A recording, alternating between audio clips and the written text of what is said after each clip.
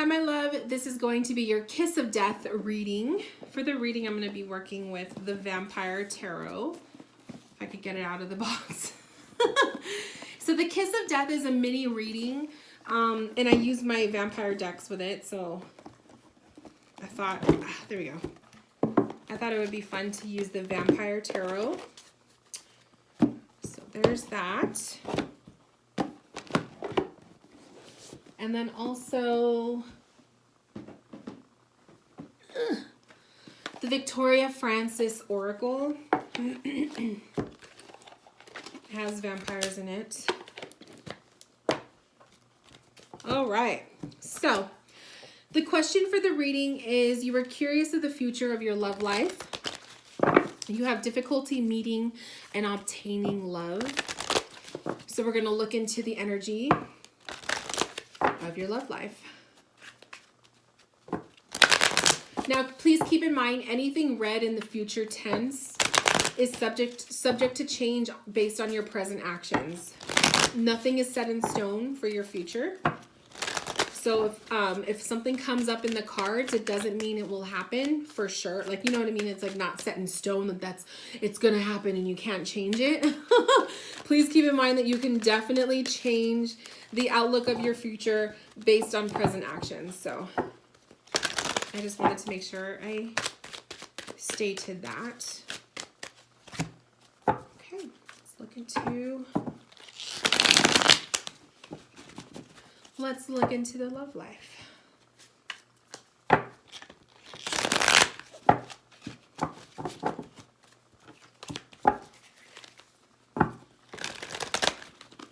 All right, so the energy of it. We have, what does this say? Security and comfort. We have desire to be free and change.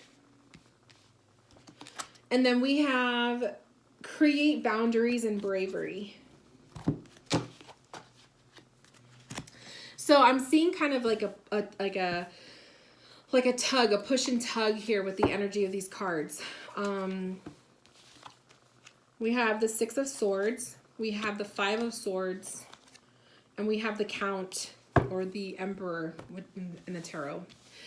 Wow. So you are one person who is very much locked in your mindset, locked in your head. You will think, overthink, reanalyze, you totally analyze a situation to the point of to the point of no return, basically.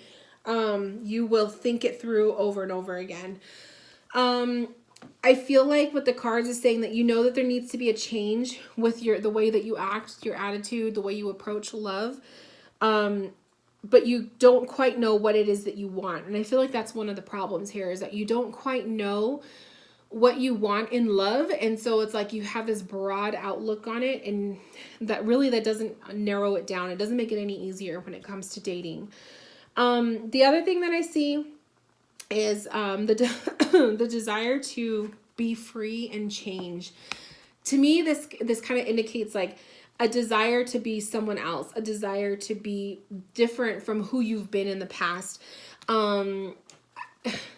I feel like you want to get away from a version of yourself that you've become, because that Six of Swords also is coming up, and the Six of Swords is a desire to leave a stressful, toxic situation and go into, a more peaceful outlook, a peaceful place, a peaceful relationship. Okay. So I feel like it's kind of like you're looking for love in a way where it's simple, it's happy, it's beautiful, it's stress-free, it's not toxic. You want security and comfort, you yearn for a relationship like that, something that's not going to take a lot of energy and a lot of effort. It's simple because you guys are compatible. The Four of Swords to me, or the Five of Swords, I'm sorry. The Five of Swords to me is that you're at odds with yourself. You're your worst critic, okay? When you think and overthink a situation, you overanalyze everything. It drives you nuts, literally. And then I think that the Count, he's more of a leader with the Emperor card. He's a leader and whatnot. But I feel like this is saying you got to be a little bit more aggressive when it comes to love. You got to be more aggressive. Creating boundaries and bravery. with the Count is like, when you want something with somebody, when you want to be with somebody, when someone interests you, be a little bit more aggressive in approaching them, okay? Almost like that idea of love falling out of the sky. It's not going to happen like that. If you want something, you got to go out there and get it, kind of thing, okay?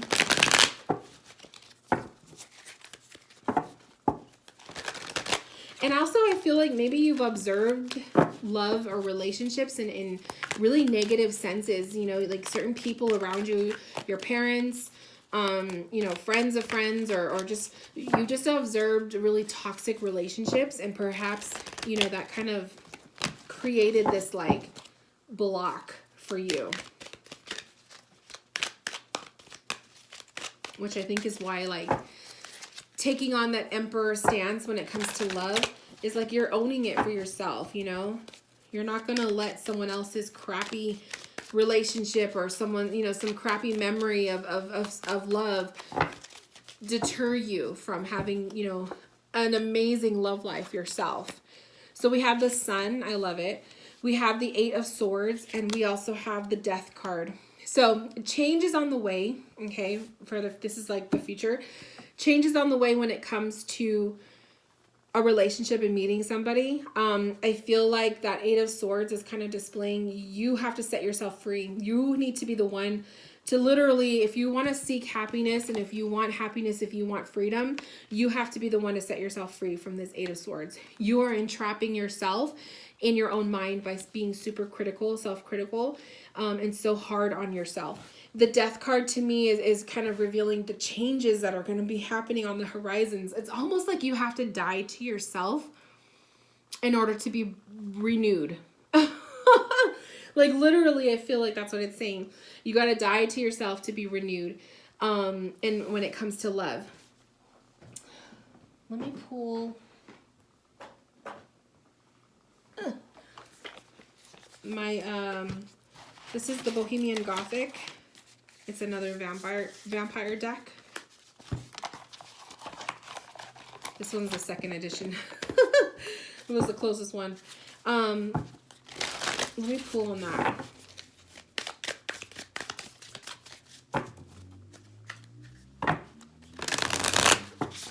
Let's pull on the future love. Like, what does this outlook look like when you're ready to seek happiness, when you tell yourself, I deserve to be happy, I'm going to set myself free from my own mind, you know, and I'm going to embrace change. What's going to become of that? When you die to yourself.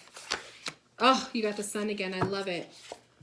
You have Judgment, the higher calling. You have the Ace of Pentacles, an opportunity. So definitely when you decide to make that choice of I'm going to set myself free. I'm no longer going to be a prisoner to my own mind, my own doubts, my own thoughts.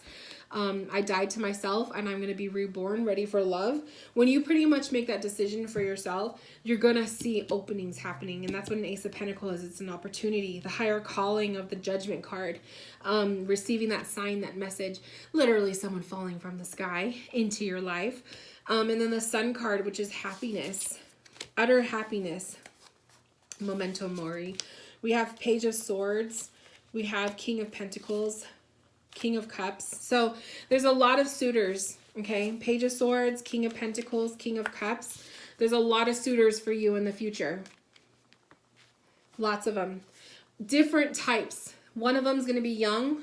Very, very young. Like, not very, very young, but like your age or younger. The other two are older. And very much like a King of Pentacle energy is earthy. So this could be an earth sign person. We could have an air sign person and a water sign person. But also the energies of them is these two are more established in life. This one might be more of a student, or they're still figuring out their path in life. The King of Pentacles, the King of Cups, I feel like they're very confident, self-confident. They're well-established individuals. And so I feel like these are potentials for love that will come through when you allow yourself to change, to be open to a new opportunity. you're putting out that energy into the universe saying, I'm ready. I'm ready for love. I'm ready for a relationship. I'm ready to, you know, I'm open to it. And then like, it's almost like it acts as a magnet where spirit knows, or the universe knows, to send you love. I don't know if that makes sense, but I hope it does. I just feel like that's just how it goes. Really quickly before we end the video, I just want to pull a card for guidance for you.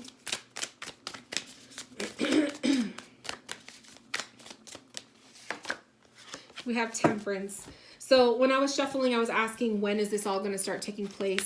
Temperance to me is patience, okay? Temperance is patience.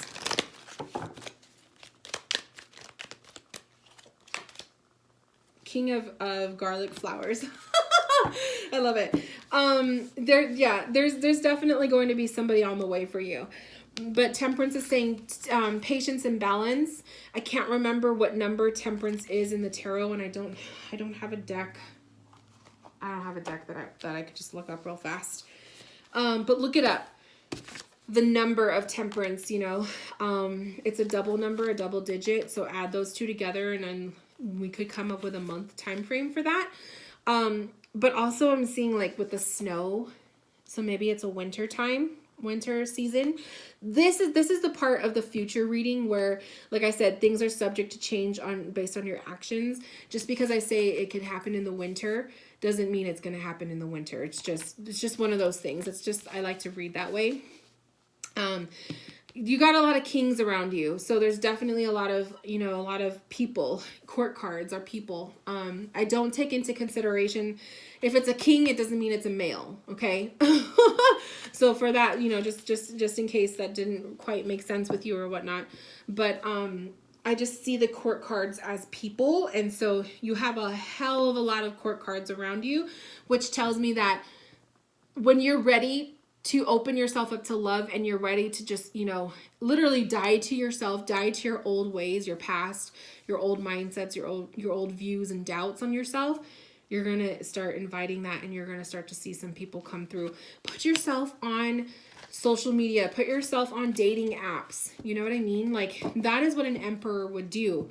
If they want to find love, the emperor is going to put themselves in situations, social situations, putting themselves on online dating apps or sites or whatever to meet people. That's how you're going to do it. Okay?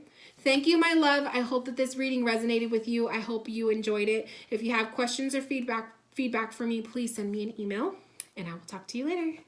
Bye, love.